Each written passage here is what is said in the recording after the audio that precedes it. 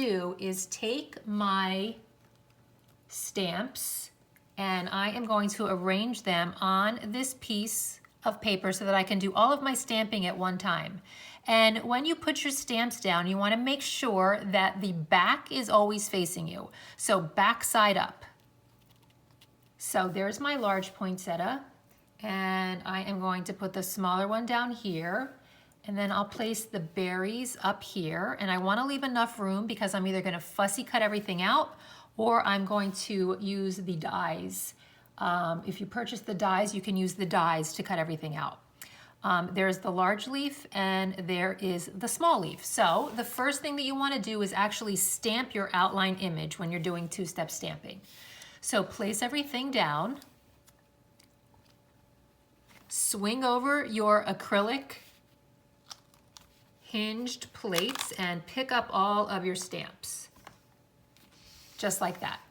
I am going to use the Saddle Brown Stays On to stamp the, for the first step in my two-step stamping, and that is to stamp all of the images. So I'm going to ink these up. I like to make my outline images really dark. That's my personal preference because I like everything to look really dramatic and bold. So I'm inking those up, and then I'm just going to flip over the lid and make sure I press evenly on all the stamps so that the entire image is picked up. And there you go. So now I'm just going to remove all of these stamps and just set those aside, and I can clean them all later. And now for the fun part, which is the hack on how to line up the two-step stamps so that you stamp straight every time.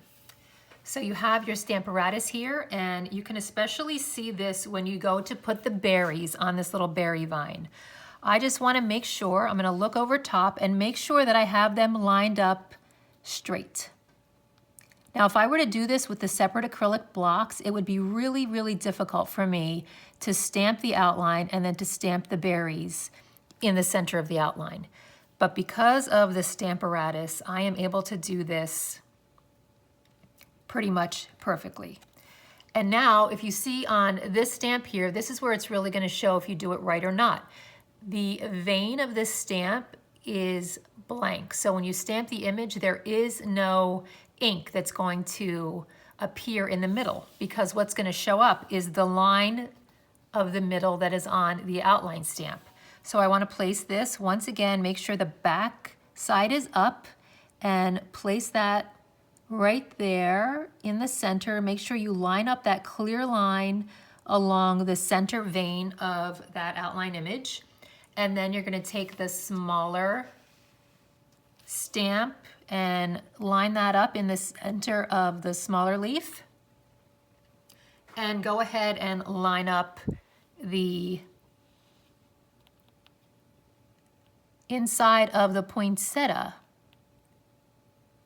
just like that. So now we're going to do the same thing and flip over our acrylic plate, and because we put everything in the center, when we flip it all over and then we go to stamp it, it should all stamp in the center. Now this is where you want to use your Stampin' Spots. It makes it so much easier to stamp the images rather than trying to work with a full-size ink pad on here.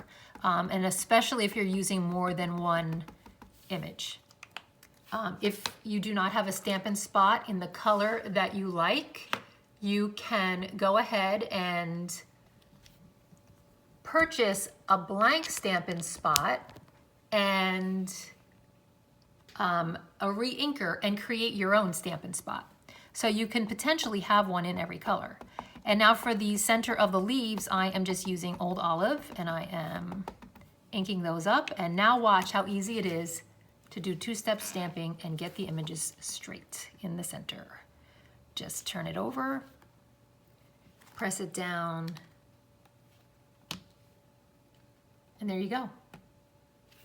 Look at the little berries. They are in the center. I have my line for the center of my leaves in the center, and the center of my poinsettia in the center. Now, here's another great thing about the Stamparatus. You'll notice that these images didn't really come out that dark. So I can go ahead and without moving anything, doing anything, I can re-ink this again and everything is still lined up. So I can just go ahead, flip it over and stamp it again and look at that. It's all still in perfect alignment.